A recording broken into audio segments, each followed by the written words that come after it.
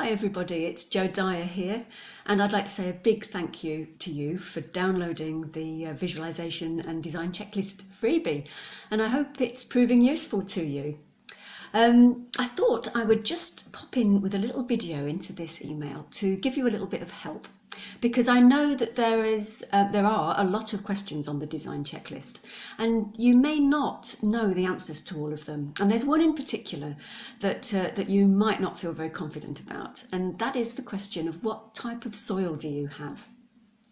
Now, some of you will know. You'll know all about this, and so you don't need to watch this video. But if you're wondering, what does she mean? What's she going on about? You know, isn't soil? It's that brown stuff we grow stuff in. Well, yes, it is. But there are different sorts of soils, and and the type of soil you have will influence the kind of plants you can grow.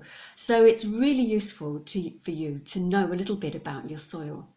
And so the two things that I want to tell you about today and help you with are measuring the pH value of your soil, which is a measure of whether it's acidic or alkaline, and the texture of your soil, which is a measure of how much clay or sand you may have in your soil. Now, these are important considerations because, as I said before, they influence what you can grow and how you manage your soil, which is for another video. So I want to talk about measuring pH, and the pH scale is a scale that measures acidity and alkalinity, and in the middle we have the number 7. It's on a numerical scale, 7 in the middle, which is neutral, which is what water is, and then anything below 7 is acidic, and anything above 7 is alkaline. And you may have heard of acid-loving plants. Well, those are the plants that really do prefer and need an acidic soil. And we can class rhododendrons, azaleas, camellias and heathers as acid-loving plants, and there are others. And so if you want to grow those plants in your garden, you need acidic soil. And if you don't have it, they won't thrive in the soil. You'll need to put them in pots. So this is why it's important to have some idea of the pH of your soil. And at the other end of the scale, we have the alkaline soils. And it has to be said that most plants will grow in a very wide range of pHs. You know, you needn't get too hung up about this. But there are some plants that prefer an alkaline soil, and clematis is one of them.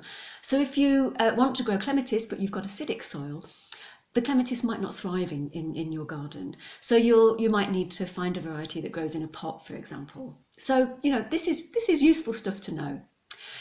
And so what you need to do is you need to test the pH of your soil, and you can do this by buying a pH testing kit, and you can find these in the garden centres. They cost about £9, and they come in a little plastic sort of cassette thing, and they contain, see if I can do this without spilling everything, everything you need to test your soil. There you go. You've got a test tube for your soil sample, some barium sulfate, which you use to measure the pH, and some liquid that you use to measure as well, the pH soil testing liquid. And over here, you've got a little colour chart that when you've taken your test, the liquid will go a colour, and you can compare it to this chart, and it will tell you where your soil lies on the pH scale. And some kits have a handy little, this one does, a little booklet that lists different plants and the pH values that they prefer. So that's quite a useful thing to have in the kit. So you need one of those to test your pH your pH of your soil. You can also buy prong devices, but I find that they're not as accurate. And the reason for that is because there's a lot of water in the soil. And when we come, now I want to tell you how to take your soil sample. You'll need a soil sample to do this test.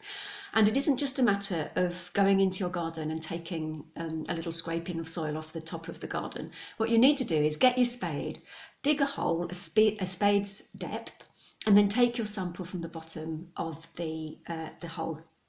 And you'll get a more accurate reading. And then what you need to do for this test is to dry that soil sample, because the water in the soil will influence the results you get. So you need to dry the soil.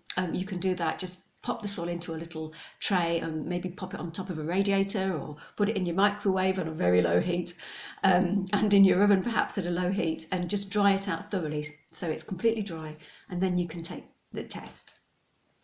So that's how you test your pH.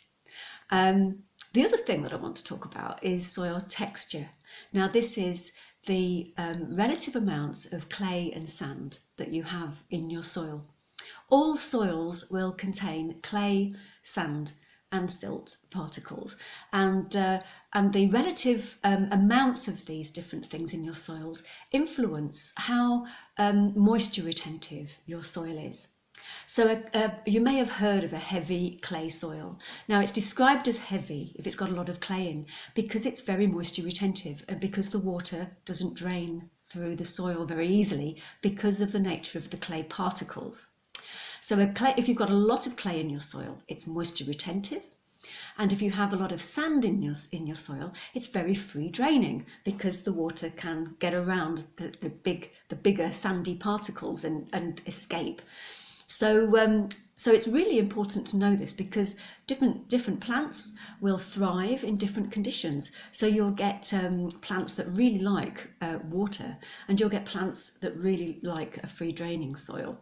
So things like lavender, for example, like a really, really free draining soil, but a fern or a hosta will cope with a really moisture retentive soil. So this is really handy to know. So how do you test how much clay and sand you've got in your soil? Well, a very simple way to do this, and quite a fun way, well, I think it's fun anyway, to do this is to take another sample of soil from the hole you've just dug for your pH test. So take a bit more soil, put it into a container of some description, add a little bit of water, and then roll the soil into a ball in your hand. Now you're going to get very dirty hands doing this. So be warned. So rub the soil into a ball in your hand, and if your hand starts to get very dirty very quickly and it starts to get sticky, and then you sort of roll the ball into a sausage length, like a sausage roll, a very thin sort of licoricey shape, and then you can shape it into different shapes without it breaking, you've got a very clay soil. Now, I've seen some soils that you could make pots with. They've got that much clay in. Most soils are not like that. But if you can mould this little lump of soil into different shapes without it breaking, you've got a lot of clay in your soil. If, on the other hand, it breaks up, you can't shape this ball into shapes, and it breaks up and it feels gritty, and you can even perhaps hear that it's gritty, get a bit and listen to it, then you've got a relatively sandy soil, and it will be more free draining, and your hands won't get as dirty. Yeah. So that's a very, very simple way to test your soil. It's not particularly scientific, and it won't give you the actual percentage of clay or sand in your soil, but it's a good indicator, and that's good enough.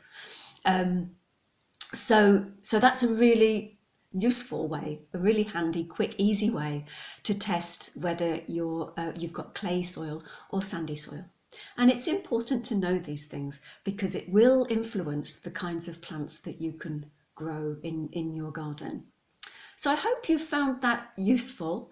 And I might add that that if you're just raring to go and you haven't got time to go through the design checklist and you want to go through it with somebody and you want some advice, then please do give me a call and we'll have a chat about how I can help you to create that garden that will hold you in a big green hug every day. I really want you to have the garden that you want. So if you need some help, please do reach out and we'll see if we can work together. Okay, I'll see you again soon. Take care. Bye.